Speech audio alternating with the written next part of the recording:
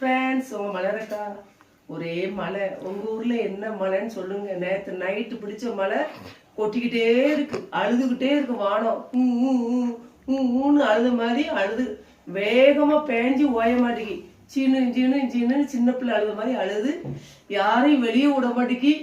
வெளியவே யாரும் போக முடியல. ஃப்ரெண்ட்ஸ், இன்னைக்கு வீட்டில் வந்து இந்த கருப்பு கவனி அரிசி இருக்குங்கள, கருப்பு கவனி அரிசின்னு, அந்த கருப்பு கவனி அரிசி கொஞ்சம் லேசாக வறுத்து கருப்பு உளுந்தையும் வறுத்து திரிச்சி வச்சுக்கணும்.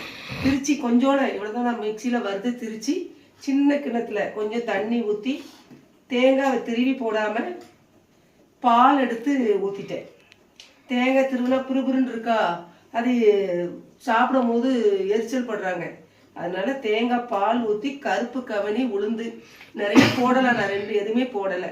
சும்மா மழை நேரத்துக்கு இதை அரைச்சி, இது வந்து இடுப்புக்கு நல்லது, உடம்புக்கு நல்லது. பெண்களோ ஆண்களோ எல்லாத்துக்குமே கருப்பு கவனி அரிசி இந்த உளுந்து வறுத்து கொஞ்சம் கருப்பு எள்ளும் போட்டு வறுத்து திரிச்சு வச்சுக்கிட்டிங்கன்னா உங்களுக்கு தேவைப்பட்ட நேரம் மிக்சியில் ஒரு திருக்கி உங்கள் தண்ணியை ஊற்றி ஒரு தேங்காய் பாலோ பசும்பால் கூட ஊற்றி செய்யலாம். நான் தேங்காய் பால் தான் ஊற்றிருக்கேன். இதை பார்த்தீங்களா, ஆளுக்கு ஒரு டம்ளர் இப்படி குடிச்சிக்கிட வேண்டியதான். இது உடம்புக்கு ரொம்ப நல்லது. கருப்பு கவனி சேர்க்கறது வந்து கேன்சர் வியாதியை குணப்படுத்துறதாக சொல்றாங்க, டாக்டரே சொல்லியிருக்காங்க. இது அடிக்கடி உடம்புல சேரது ரொம்ப நல்லது.